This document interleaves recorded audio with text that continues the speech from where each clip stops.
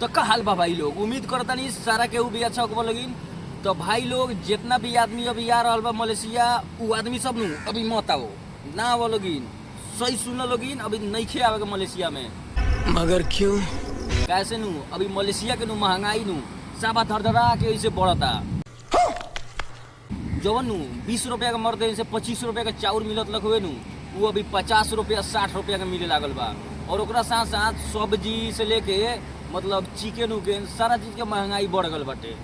अगर तोहनी के विश्वास ना होई नु तो केहू मलेशिया में काम करत होई नु तो हनी के संगतिया उंगतिया होई, फोन करके पता कर लियो लोगी। तो साला ये दुख काहे खत्म नहीं होता बे?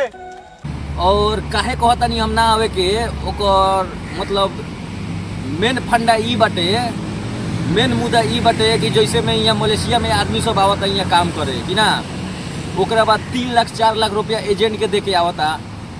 और यहाँ आके 1500 बेसिक सैलरी मिलता। यहाँ के मलेशियन 1500 रिंगेट, 1500 रिंगेट में तोनी के 45 रुपया कंपनी हॉस्टल भाड़ा काटता, ऊपर से 10 रुपया इंश्योरेंस काटता। ओकरा साथ साथ 25 से 30 रिंगेट जितना पानी के बिल आ बिजली के बिल मिला के काटता। इस जितना खर्चा बानू ओमे 35 रिंगेट नू महीना के मोबाइल में तोहरा डाले के पड़ी 35 रिंगेट। मोबाइल चला मतलब नंबर चलावे के बताओ, सिम चलावे के बताओ, ई सारा ई सब जोड़ बनू तो 150 रुपया खाली ई हो जाता।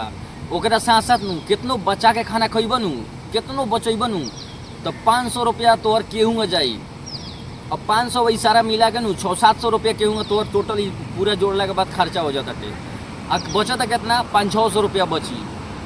अब 500-600 रुपया बचत टे, ओ में 3 लाख 4 लाख रुपया तीर के मतलब आदमी आवत टे मतलब यहाँ कमाए।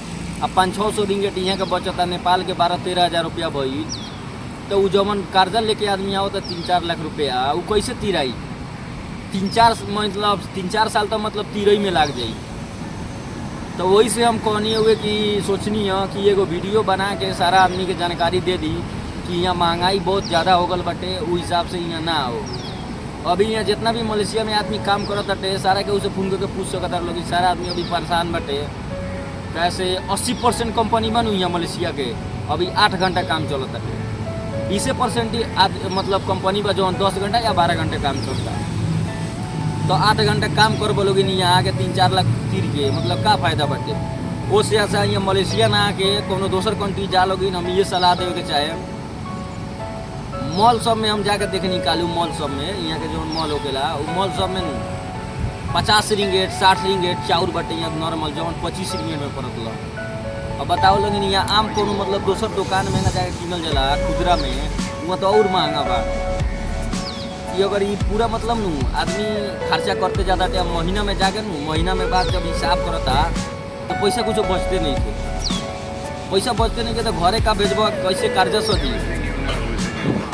तो ये हम कहे के चाहें कि अगर केहू आदमी मतलब फ्री वीसा फ्री टिकट सारा चीज़ फ्री में आवता, ओकरा ला ठीक होई कि 15-20 हज़ार जौनो भी कुछ होकर रहे तब बची। लेकिन 15-20 हज़ार में का मर यहाँ विदेश मतलब कमाता आदमी अपन मतलब घर परिवार से दूर रह के यहाँ आके 20-25 हज़ार में कमाता, इहो तो ठीक ना बनू। मलेशिया अभी सब कचरा हो गल बटे का। तो जितना भी आदमी बटे ये एगो चीज़ कहे के चाहे भाई लोग कि अगर आवे के चाहता लोग मलेशिया में तो बहुत सोच समझ के आइए लोग। कैसे एक बार जब आज ही बोलोगी नू जैसे 3 लाख 4 लाख रुपया हम तीर के आ गई लोगी यहाँ तीर लोगी आ गई लोगी, तो पासपोर्ट तो कंपनी हाथे में दे देता थे। आजकल मतलब नियम बाटे नू जवन हर एक कंपनी सब आदमी के पासपोर्ट हाथ में दे देता। और ओकरा बाद पासपोर्ट हाथ में तो के दे दिल कंपनी, ओकरा बाद टिकट काट के अपना से घरे भाग के तो जा सकता लोग। लेकिन जो 3-4 लाख रुपया जो लगा के अला लोग फिर वो कैसे तिराई? बहुत मतलब समस्या वाला बात बा। तो वही से जे भी आदमी आवे के चाहता अभी मलेशिया में बहुत सोच समझ के आओ लोग। पैसा कुछ नहीं के बचे वाला। हम वीडियो कुछ देखनी हुए काठमांडू में देखनी हुए हम मेन पावर के नू मेन पावर के मतलब साफ पिछाड़ी मतलब लाइन देखनी है इंटरव्यू देवेला। इतना आदमी लागल बा, एगो दूगो आदमी सबके हम फोन कैनी है नेपाल में तो सब कहता कि ये हम 2.5 लाख दे के आओ तनी, कोनो कहता 2 लाख, कोनो कहता 3 लाख। जितना भी मतलब लाइन में लागल बा सारा आदमी 2000-3000 महीना में मरते चेक कर लेते। इतना आदमी यहाँ आवता सब आदमी ये सोचता है विदेश जो ना विदेश पैसा हुआ तो छपाता नहीं। और यहाँ अला के बाद मालूम चलता सब आदमी के कि भाई कौन बतेबे ना कैल कि यार यहाँ बता के हम फंस गई इतना रुपया दिलनी है हो। सारा आदमी के जितना आदमी देख रहा बा सब आदमी के जानकारी मिलिए गई। जे आदमी भी अभी मलेशिया वाला बाटे बहुत सोच समझ के आओ, कैसे यहाँ अगला के बाद फंसला के कोनो जरूरी नहीं के फंस बोले फोकट में। और अब मिलो रही अगला वीडियो में, तब तक लिए टाटा बाय बाय। नाम सुने त दुनिया मौन, हम ही हैं भोजपुरिया डॉन।